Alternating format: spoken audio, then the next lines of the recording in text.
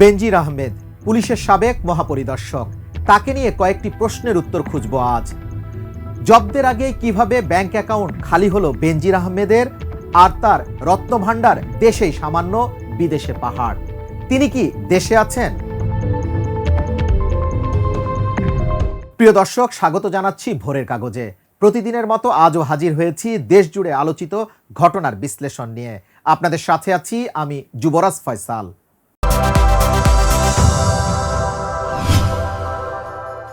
জনমনে আর গণমাধ্যমের শিরোনামে টক অব দ্য কান্ট্রি বেনজির আহমেদ।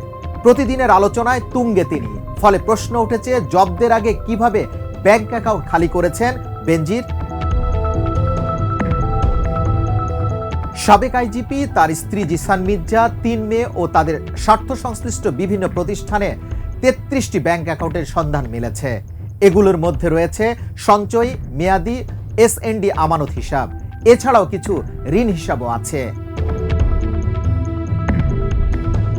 তবে ব্যাংক অ্যাকাউন্ট জব্দ কার্যক্রমের আগে আমানত হিসেব থেকে নগদ টাকা উত্তোলন কিংবা সরিয়ে ফেলা হয়েছে। অ্যাকাউন্ট জব্দ হতে পারে বিষয়টি তিনি আগে থেকে জেনে গিয়েছিলেন, নাকি ধারণা থেকে সরিয়ে ফেলেছেন তা নিশ্চিত হওয়া যায়নি।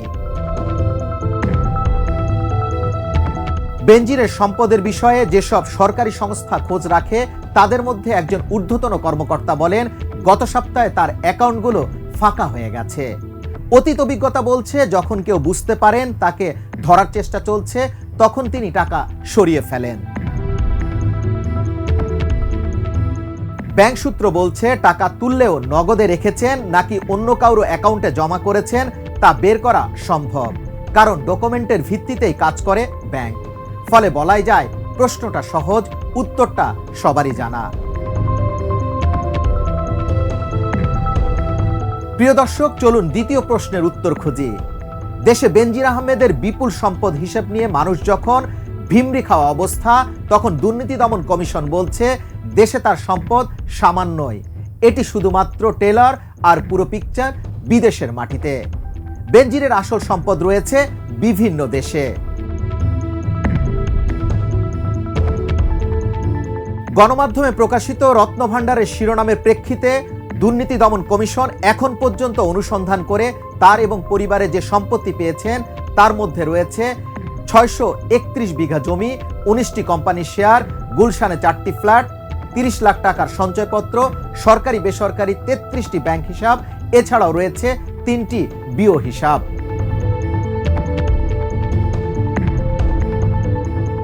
গোয়েন্দা সূত্র বলছে, দুদক যে সম্পত্তির হদিস পেয়েছে তার চেয়ে কয়েক গুণ বেশি সম্পদ আছে বিদেশে। বেনজির আহমেদের সম্পদ রয়েছে অস্ট্রেলিয়া, কানাডা, সিঙ্গাপুর, সংযুক্ত আরব আমিরাত এবং মালয়েশিয়ায়।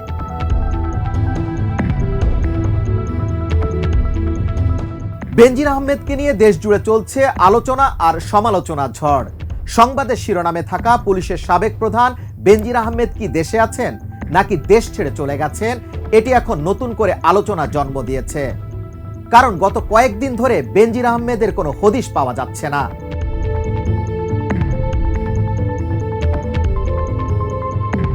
গণমাধ্যমের অনেকেই বেনজির আহমেদের সাথে যোগাযোগ করেছেন, কিন্তু তার মুঠোফোন বন্ধ। এমনকি যারা তার ঘনিষ্ঠ হিসেবে পরিচিত ছিল তারাও তাকে পাচ্ছে না। বেনজির আহমেদ অবসর গ্রহণের পর গুলশানের একটি বাড়িতে থাকতেন, তিনি সেখানেও নেই। তাহলে বেনজির আহমেদ কোথায় অবস্থান করছেন?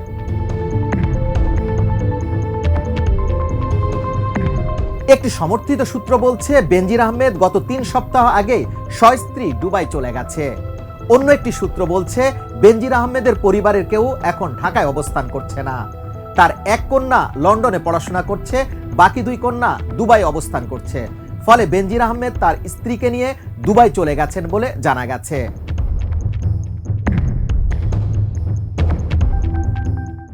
আজ এখানেই শেষ করছি। দেশ বিদেশের সর্বশেষ সংবাদ জানতে চোখ রাখুন ভোরের কাগজে।